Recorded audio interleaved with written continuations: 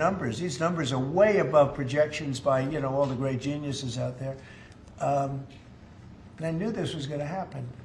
So they had 71 different people, and only 2 got it right. Me and another gentleman from, I think, my wonderful Wharton School of Finance, actually. So anyway, but I really want you to look at that. Every time we have good numbers, they say this is a good time because they're guarding against inflation that may happen in 2 years from now. We have to change our thinking. We should be rewarded for good numbers, not penalized. So, Mr. President, is that 3.8? Is that the start of a 3% growth for the Well, entire year? the number was projected at 2, because we're in a little bit of a transition period, but that transition period's ending faster than we thought on tariffs. The money coming in is much greater than people thought, and there's no inflation, essentially. There's no inflation. We just went through the worst inflation in the history of our country under Sleepy Joe Biden.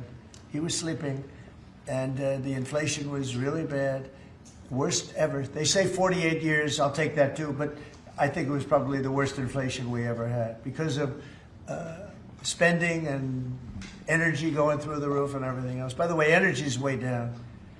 And you're going to really be impressed when you hear what happened today with President Erdogan of Turkey. I think it's great for both countries. I think it's great. We have great relationships with a lot of countries. And you may be even more happy when you find out, because we spoke with Bibi Netanyahu today, and we spoke to all the leaders in the Middle East, who are great people, and we're getting pretty close to having a deal on Gaza, and maybe even peace, which would be the first time in about, 2,000 years, I think? In the region, I'd say the first in, Steve, what would you say, first in 2,000 years, or maybe 1,000? Huh? 2 millennium. It's a long time. Yeah, go ahead. Did Erdogan agree to stop buying Russian oil? Did he? I don't want to say that, but if I want him to, he will, yeah. But he didn't make that assurance. Well, I didn't say, okay, you stop, but I believe you. I believe he will stop it, yeah. Did you make a deal? You know why? Because he can buy from a lot of other people. He can buy from a lot of other people. You know who really can't is Hungary. Hungary's got, they're landlocked, and they don't have a nice ocean where ships can sail in from all over the world. They have one pipeline coming. Because I spoke with, he's a great guy, he's a great friend of mine, but, that's a harder one for them. And Slovakia, too. They're sort of married to one pipeline. So I just don't want to have people go blaming them when, we spoke to them at length today, and it seems like that, for them it's a little, but that's not, Turkey has a lot of options. He's a great president, a very smart man, and he's going to take, he's going to do what's right. But we had a very good conversation having to do with the purchase of military equipment, etc. Any other questions? Did you make a deal on the F-35s, Mr. President? I will be able to easily if I want. So we may do that, yeah. But not yet. Well, it depends. He's going to do something for us, yeah. Is Please. the U.S. going to lift sanctions on Turkey? Can I ask you, we're a few days away. By the way, here we go with this guy. Go ahead, let's go. Let's hear the question. We're a few days away from the end of the fiscal year and a potential shutdown. Right. Is there going to be a government shutdown? Could be, yeah, because the Democrats are crazed. They don't know what they're doing.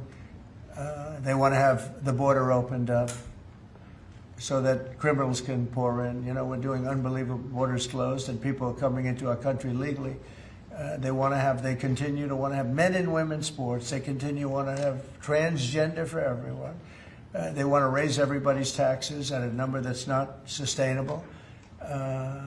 It's the only time in the world I've ever seen a party that wants to raise taxes. I grew up in a family where I'd watch politics, and I always liked it from the time I was very young, but I'd always see politicians say, we will lower your taxes.